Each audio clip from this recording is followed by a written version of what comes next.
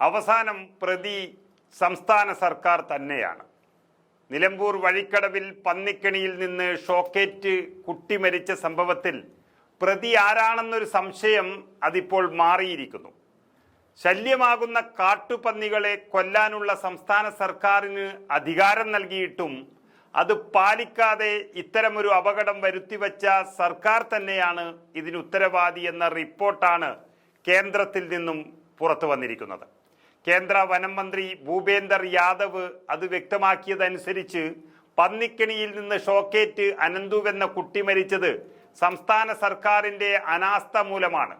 മനുഷ്യജീവന് അപകടമുണ്ടാക്കുന്ന പന്നികളെ കൊല്ലാൻ സംസ്ഥാന സർക്കാരിന് അനുമതി നൽകിയിട്ടുണ്ടെന്നും അവരാണ് പഞ്ചായത്തുകൾക്കും മറ്റും നിർദ്ദേശം നൽകേണ്ടതെന്നും മന്ത്രി വ്യക്തമാക്കിയിരിക്കുകയാണ്.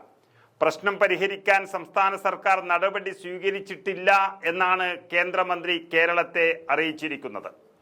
മലപ്പുറത്ത് തന്നെ ഇതേപോലെ നിരവധി ആളുകൾ വൈദ്യുതി വേലിയിൽ നിന്ന് ഷോക്കേറ്റ് മരിക്കുന്ന ഒരു സാഹചര്യം ഇതിനു മുമ്പും ഉണ്ടായിട്ടുണ്ട്.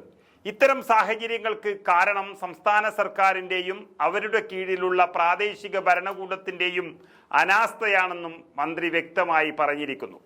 അതായത് പഞ്ചായത്തിന് അങ്ങനെയുള്ള പൂർണ്ണ അധികാരങ്ങളില്ല. കാരണം മനുഷ്യജീവന് അപകടമുണ്ടാക്കുന്ന കാട്ടുപന്നികളെ കൊല്ലാൻ സംസ്ഥാനങ്ങളിലെ വനം വകുപ്പ് മേധാവികൾക്കാണ് അധികാരം കൊടുത്തിരിക്കുന്നത്.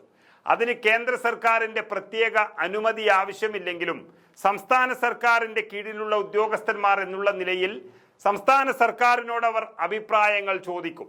എന്നാൽ ഇവിടെ നിലമ്പൂരിൽ അതിനുള്ള നടപടികൾ എടുക്കുന്നതിൽ സംസ്ഥാന സർക്കാർ പരാജയപ്പെട്ടു.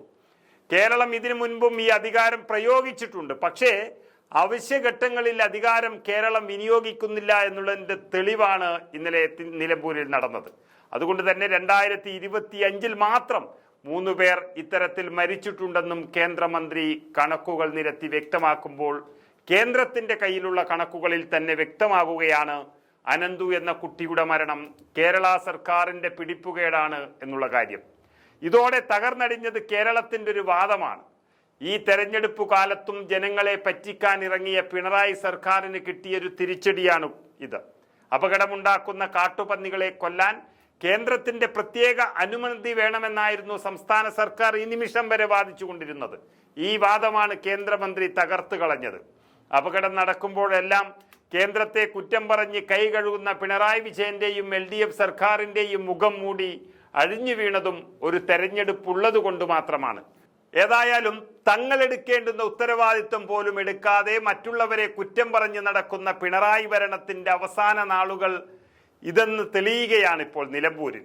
ദേശീയപാതയിലും ഇപ്പോൾ വന്യജീവി പ്രതിരോധത്തിലും എന്നിങ്ങനെ 2 ഇരട്ടത്താപ്പുകളാണ് തെളിഞ്ഞു വന്നിരിക്കുന്നത്.